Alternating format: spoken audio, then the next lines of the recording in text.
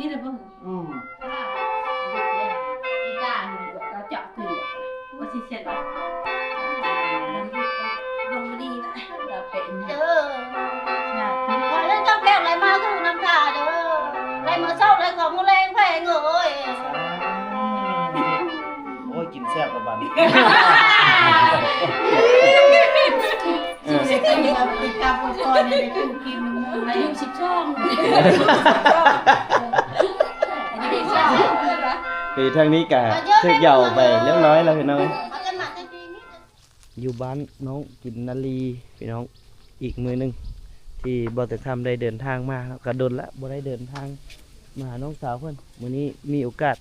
ถือโอกาสมาสบายดีสบายดีสบายดีเจ้าซื่อว่าเท้ากระปูหน้ามันบ่บ่มีนไหวทักทายสบายดีพี่น้องเดี๋ยวหลานให้ละเดี๋ยวมาแวะน้องกินนาลีหน่อยนึงกับบรรยากาศยามเข้าซุกพี่น้องกะหลังจากออกพรรษาลาพระเจ้ามาแล้วเนาะบุญทรงเฮือกะผ่านไปด้วยดีพี่น้องมื้อนี้มาหาน้องกินนาลีกะบรรยากาศตอนนั้นคือน้ำท่วมแล้วก็เข้าเขียวเนาะแต่มื้อนี้เข้าซุกเหลืองเต็มที่แล้วนี่มาเบิ่งเฮือนเพิ่นเดี๋ยวถามแน่อยู่เฮือนเราเฮ็ดหยังเหยาเป็นหยังจังเหยาเหยาอ้ายเหยาอ้ายบ่อ้ายเป็นหยังคือเหยาฮะโอ้นี่พิธีเหยาโอ้มีเสียงแคนอีกสบายดีน้องกินนาลีเอาเดี๋ยวเป็นจังไดคือรู้สึกว่าอาการอยากกำเริบเนาะแม่นบ่อาการกำเริบเสิบสารเป็นหยังเฮ็ดหยังอยู่เฮือนเหยาเฮ็ดพิธีเหยาพี่น้องเคยได้ยินบอกคำว่าพิธีเหยาเนาะก็คือเป็นฮีตของความเชื่อหนึ่งของคนลาวเฮาที่เวลาที่ว่าอาจจะมีการเจ็บเป็นหรือเหตุการณ์ใดหนึ่งที่เพิ่นบ่สบายใจแล้วเพิ่นก็มีพิธีการเหยานี้เกิดขึ้นแม่นบ่ลักษณะนี้แม่นบ่มื้อนี้เหยาไผมื้อนี้เหยาอ้ายผู้ใดอ้ายผู้อันขึ้นไปอันนะฮะบ่แม่นเหยาย้อนอกหักบ่อกหักแล้วเลยได้เหยาขอยอกพี่น้องเอาเดี๋ยวเฮาสิเข้าเบิ่งเข้าได้บ่เบิ่งได้บ่ถามมึงดูเอาอันนี้น้องกินนาลีพี่น้องเข้าเกียบสุกแล้วเนาะเดี๋ยวเฮาไปเบิ่งพิธีเหยากัน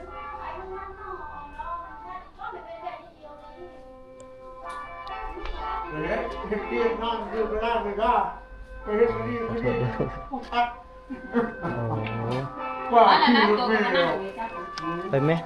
ขึ้นไปไหมเฮากับว่าท่านได้เห็นจะเชื่อได้พิธีเหยาเลยมาสิมาเบิ่งกันเขามาเก็บข้อมูลอันนี้คือพิธีเหยาเป็นบ่โดยแต่ก็เคยได้ยินอยู่จ้าเดี๋ยวเบิ่งกันพิธีเหยาเราคิดคลองพระคณีเราสิ่งที่ขาดบ่ได้ก็คือสิ่งที่ขาดบ่ได้ก็คือแคนนะพี่น้องเหยา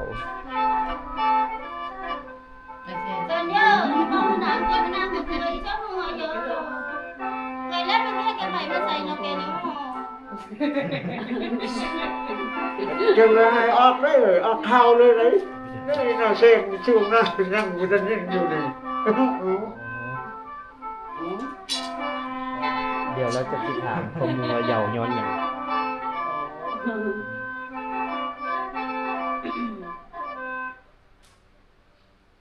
ได้ให้บ่นะข่าวข้อมูลไปนะได้ให้ไป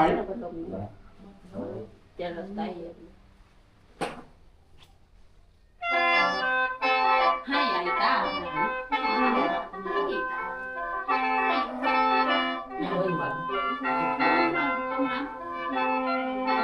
mà cho nhặt có cây mà cái lúc về người thì lắm đó là cái cái này cái lông nha cái này đây nè mình thấy năm lên เองนะเปลี่ยนได้นุ่มโชกเคินนะ เนาะเปลี่ยนน้ำไหม้ไปเลย กระ เนาะ โปรงสั้นๆนั่นเปลี่ยนเล็กกระโปรงสั้นๆนั่น นุ่มนุ่ม ผู้แข่งนะผู้แข่ง สงสัย โอ้ดีใจเดี๋ยว สงสัยที่เหยานี่ย้อนอกหักนะ มันจะตีมีเส้นเชื่อหัวกระดานคือดอกกระดำเขาจะมันไอตอนฮักเนี่ยเป็นรักเจ้าจิกคนหลานแพงเลยชื่อมาติดคำไม่เคยคิดว่าไม่เคยถึงนั้นมาติดคำล่อ นี่เอาแต่คนใกล้เคียงตัวนี้แหละขับอ่ะ คิดเลยป่ะอีกาเราเจาะถือว่าสิเสร็จแล้วลงมาดีนะเราเป็นอย่างเล็ก2 เซนจะได้ไม่เซนเด้อบาทเซนแล้วไอ้คนไหนหรอ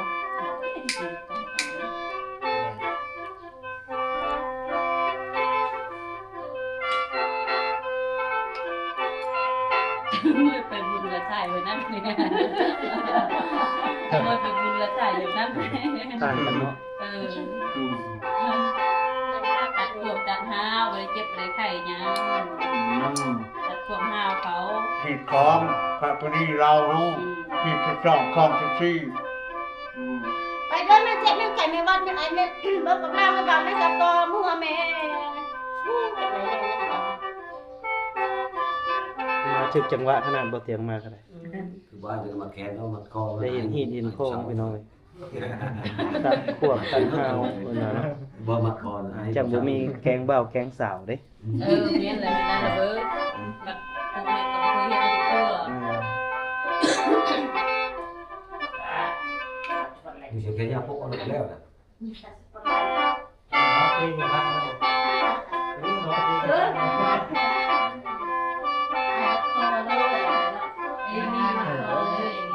นี่คือหีดเหยาพี่น้อง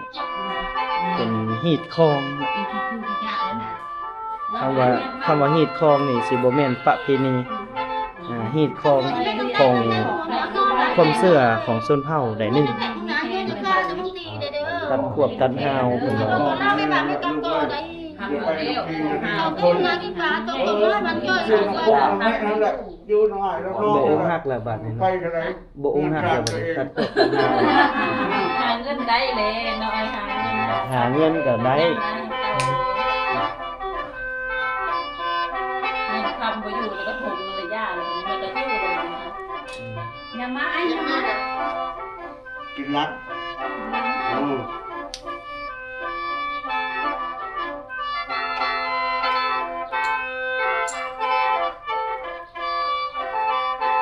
ขึ้นไหม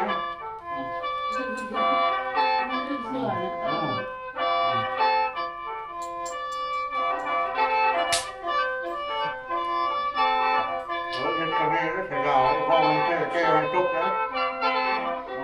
จุกในสาดลานในห้องนะที่มันเห็ดเป็นยังพื้น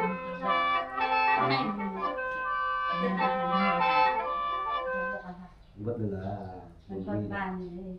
giống như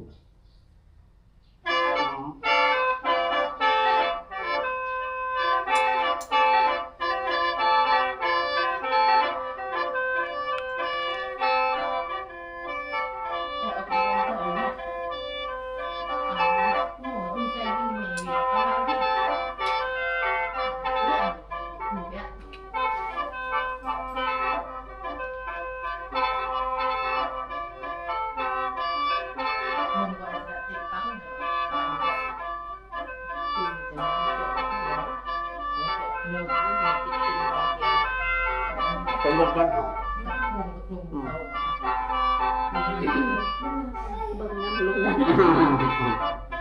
มก็หน่อย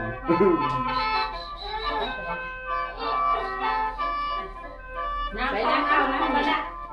น้องสาวล่าเพิ่นว่าเนี่ย มันโค้งเลยอันนี้เข้าเลยนะเนี่ยยิ่งให้เนี่ย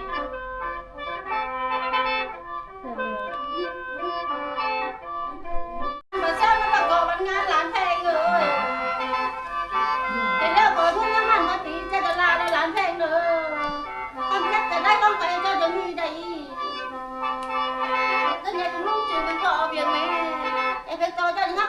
ฟังเด้อคนฟังเพลงเด้อร้องเพลงม่วนเด้อคือนี่ร้องเพลงได้ร้องเพลงเลยอันนี้ยังเพลงมึงนามาที่เงินที่ข้าแม่จะพูดดีหลานเพลงเลยไอ้น้องทั้งหลายตอนหน้ายังไม่เหมือนกว่า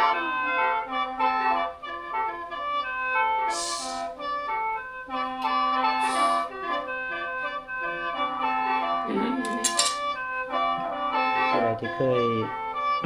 หีดคองประเพณีแบบนี้เนาะอะไรที่เคยเห็นเลยเนาะนี่คือพิธีเหยาตัดขวบตัดหาว ตัดแกงบ่าวแกงสาวของเรา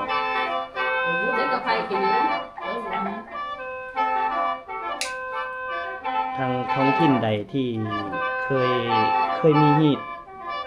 คองแบบนี้เนาะก็ลองคอมเมนต์มาเบิ่งเนาะพี่น้องนี่คือหีดเหยา เขาว่าเท่แล้วด้วยนะ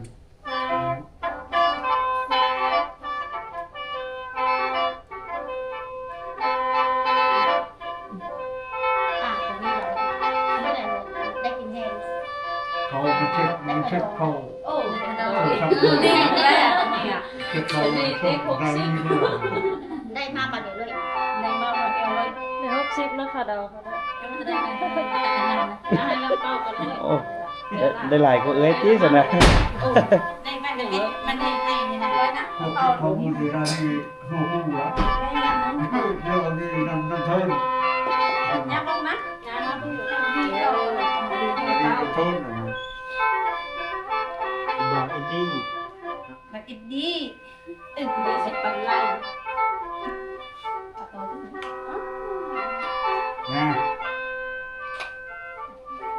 นะเอา เราไปเจอชุ่มๆเลยได้ดิ ฮะ ไปมาชุ่มๆเลยได้ดิ บ่โอ้เอาแค่ก็ได้ ใกล้เอาเหล้าแล้วกินที่ แค่กันกินเลี้ยงเลยได้ เอาตัวเด้ยนี่ เอาหมดสอง เอาหมดเลย น่าจะเบิร์บาดจะทำมากินคำกินเหล้า พอเราเลย เยอะมันก็ปีได้ละหลานเพลงเอ้ยสร้างคนนี้ก็ให้เขาสร้างกับเจ้าแล้วคุณละแปเด้อพอแล้วจ้าแก้วไหลมาคือน้ำตาเด้อไหลมาเศร้าไหลของมูแรงเพลงเอ้ย โอ้ยกินแซ่บละบัด โอ้ยพ่อเนี่ยนะ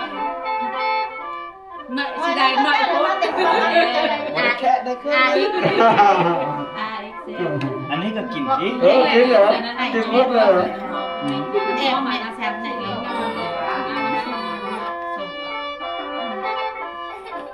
เกิด แล้ อะ ว ไร ไม่ ใหญ่ มา เนี่ย ไม่น่ามุดเลยเอาเด้อแล้วพี่ตาพอเพียงไว้แล้ว แอบไม่ให้นะเดี๋ยวเจ็บไปอายอาย นั่นคำแก้วแม่คำมาคำใครคำเบอร์ต้องเล็กแต่สนานเลย นี่ เครียดอะไรเครียดอะไร อันจะหายเวลาอันจะหายอันจะหายเข้าบ้า ยังสิ แต่เดี๋ยวละอันนี้นะ ไปอุ้มน้องไปบัดนี้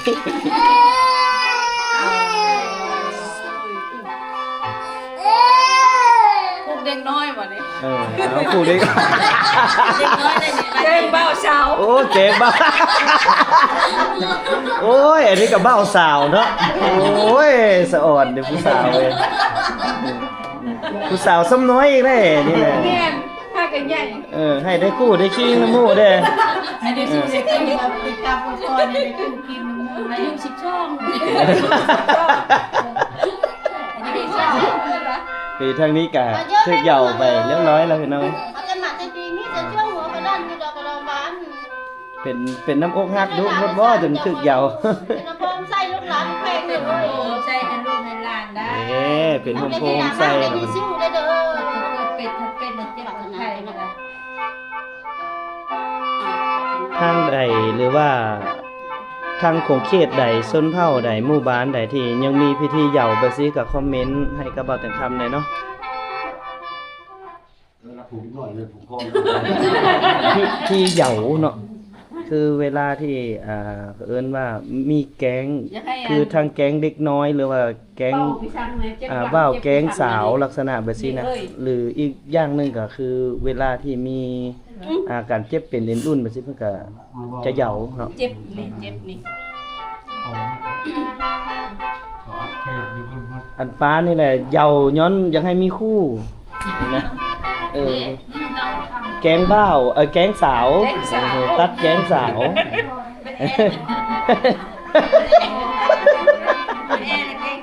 แก๊งสาวนะตัดแก๊งสาวออกให้มีคู่มีคิงน้ำหมู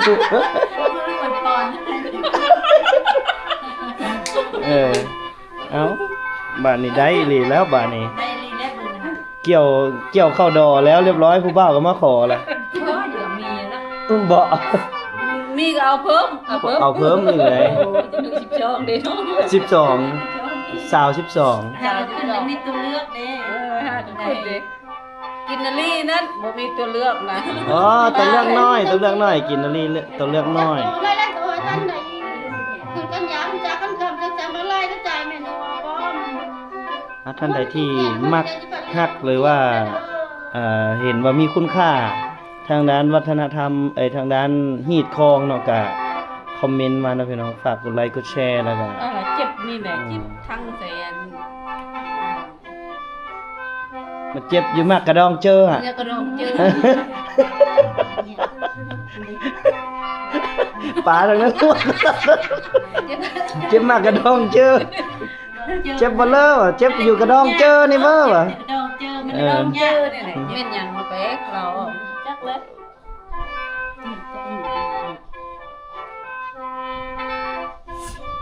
เอาออกให้เบิดเสียแนวบ่ดีนะ เราออกแนวบ่ดีนั่นแหละ จงไว้แต่เงินแต่คำกับสุขภาพ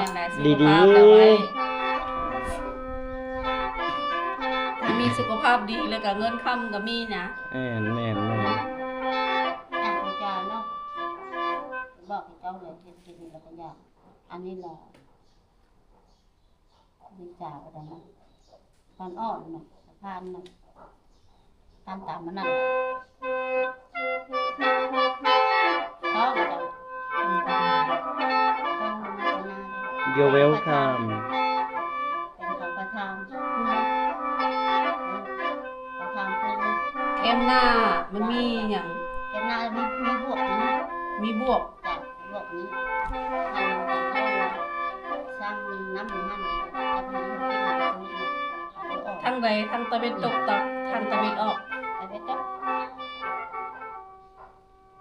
ไปข้างไปก่อนพอวางห่างว่าจะมา คือมีอหย่างที่นั่นก็ เขาไม่ได้กินข้าว เพิ่นก็บอกเลยเนาะมีอย่างที่ว่าเป็นเหตุเป็นร่างฮะนะ มันแคบหน้าบอนนั้นต่อ ใกล้แก้มหน้าเขาเจ้าของออกนี่หน้า แต่ เจ้า ว่าป้าที่เพิ่นมักเจ็บมักเป็นหมอเลยต้องว่าอยู่แถวแคมหน้าเพิ่น ปิดไอ้ตัวนี้เอาใหม่อีเลย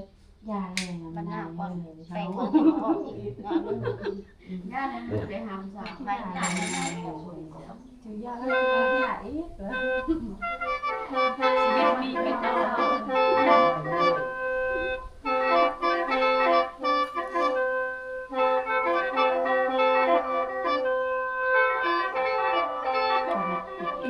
รียบร้อย จะได้ละไอ้เมฆเข้ามันด้วย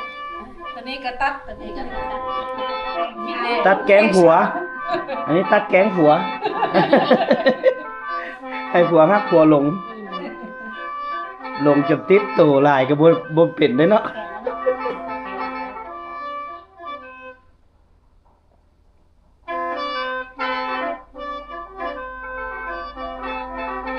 สาวข้างๆงามแท้เอ้า ไม่บางนอกบางคอบางกลางเลย ได้ใช้พ่อเราจะเอาได้ใช้พ่อเราจะเอา มาเยอะลังแพงนี่มันซ่าจานไม่ได้ ก็น่าจะใกล้สิเสร็จสิ้นพิธีแล้วพี่น้อง เดี๋ยวให้เบิ่งหีดคองประเพณีนี่คือหีดคองเนาะ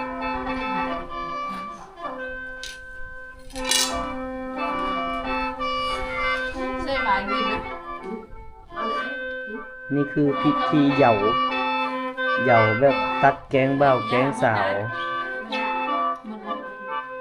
มาเยอะจริงๆมันจะเด่น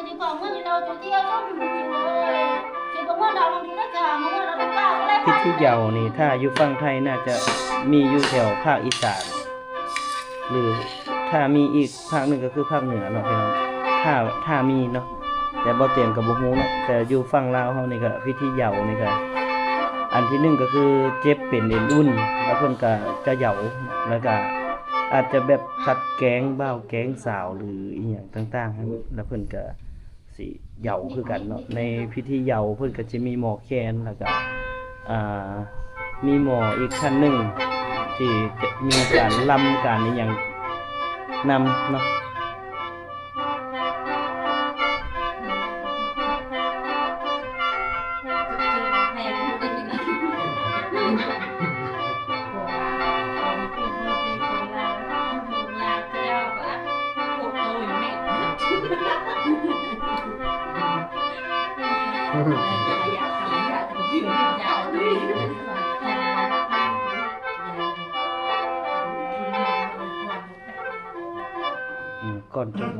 ก่อนจบพิธีเพิ่นก็มีการ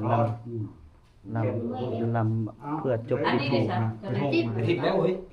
เอาเลยคิดว่าใช่เอาชุบเลย ทิ่ม กระถิ่นนะ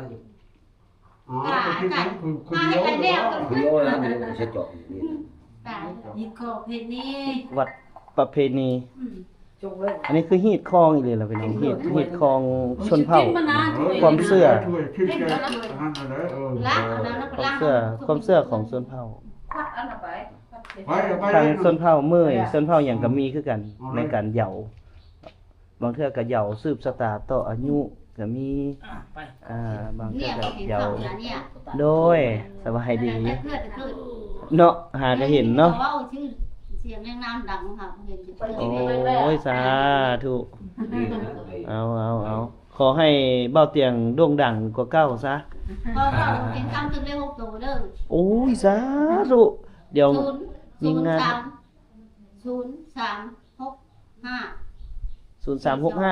นักด้านบ่บาดเจ็บครับ บ่ทันละ 036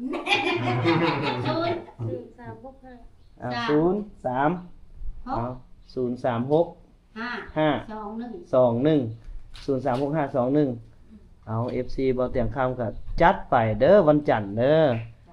วันจันทร์จัดไปคันทึกแล้วก็อย่าลืมเด้อย่าลืมแม่หมอนำเด้อ อาชิจะชื่อเล็กหมา ชื่อเล็กหมาแต่อู้บ่นมากซ้ำ เล็กช้าง เด็กสร้างอีกก็แฮงมาก ตัวใหญ่ มันจะดับกัน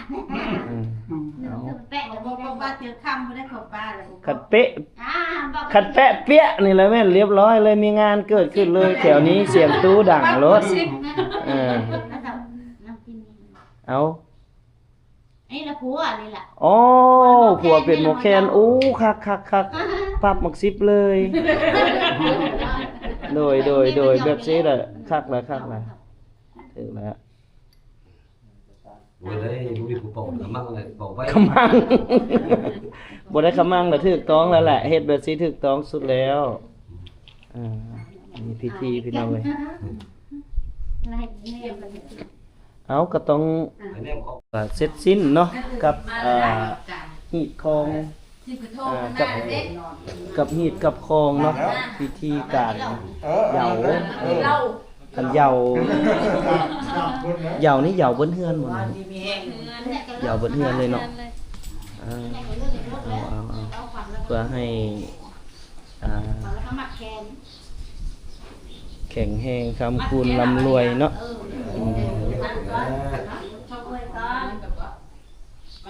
เดี๋ยวมาสัมภาษณ์ทางนี้ก่อนทางนี้ก็ตัดอยู่บ่ตัดแกงอยู่บ่แล้วนี่ตัดแกงเรียบร้อยเนาะตัดแกงผัวแกงเมียแกงบ่ให้กินเบียร์ดูแกงบ่ให้กินเบียร์ดูเมียแล้วเอามาตัดแต่ว่ามามื้อนั้นอยู่ฝากทุ่งบ่นั้นได้ยินเสียงเจ้าอยู่ฟังเสียงคือแม่นแล้วนะว่าน้องกินเสียงอีเบะระเบ้อป้า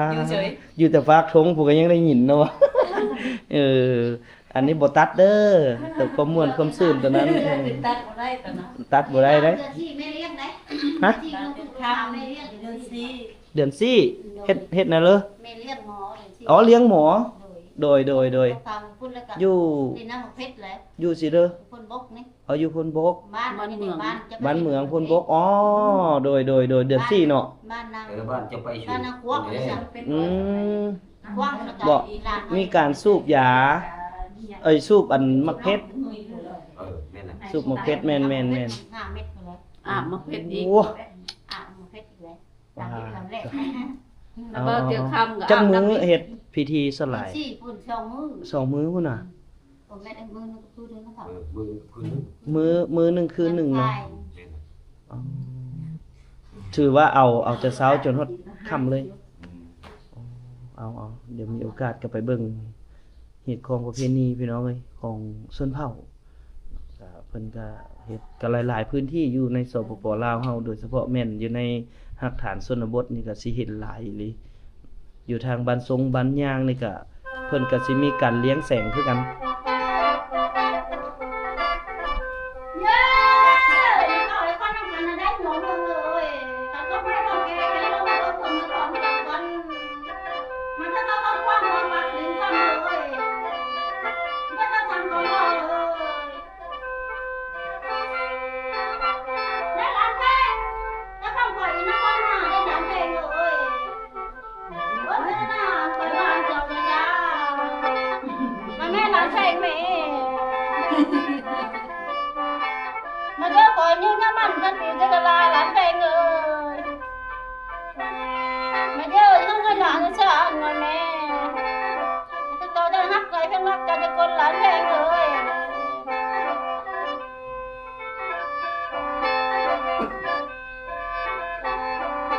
ở đây đứa người lán nó sợ người mẹ nó cho nên bạn là lộc mai mà sầu xe gì đấy nó mua lâu này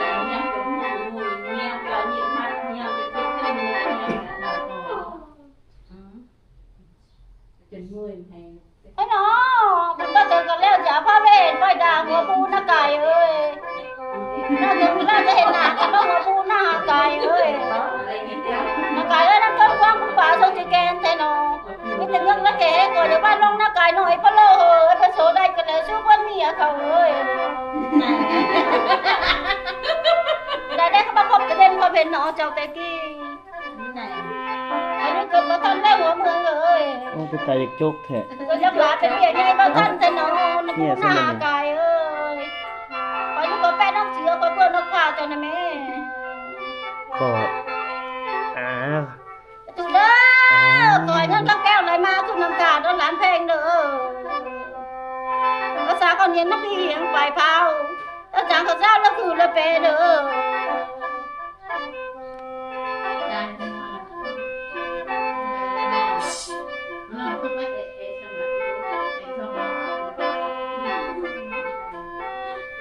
anh mẹ cho con xuôi cái này cho con phèn ơi xuôi cái này bé bỏ một cái con tan ra cho con rồi ơi Phào ơi chui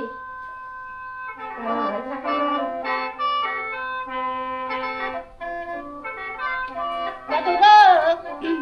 thôi nó cắt keo lại ma cứ nằm cả lại có vào cho tự tiền cung nó làm phèn nữa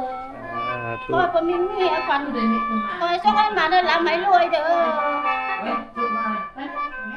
cái nó con mặc hình nào cái nào sao mày lựa cho để xuống bớt mì khẩu ơi tao cái kia cho dù nó phải cho một lông luôn coi như thế nó phu nó cài ơi